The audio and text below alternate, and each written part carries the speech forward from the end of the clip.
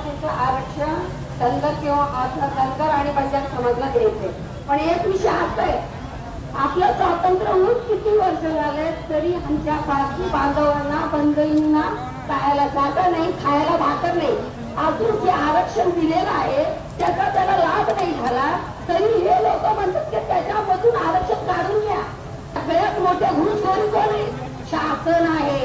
एकामेकाच्या खांद्यावर बंदूक ठेवून आमच्या धनगर बांधवाला म्हणतात बंजाराला मारा, बंजाराला म्हणतात आदिवासीला मारा। हे एकामेकाच्या खांद्यावर बंदूक ठेवून गोळी मारण्याचा प्रयत्न करतात। हे घुसखोर शासन आहे आणि ते लपून बसलेले।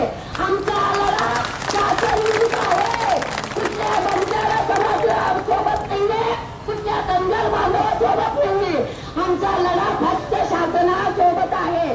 तर हा शासन घुसखोरी करत आहे, एकामेकावर लावून भांडण लावत आहे। काही कोणाला आरक्षण देता येत नाही, कोणाला घेता येत नाही।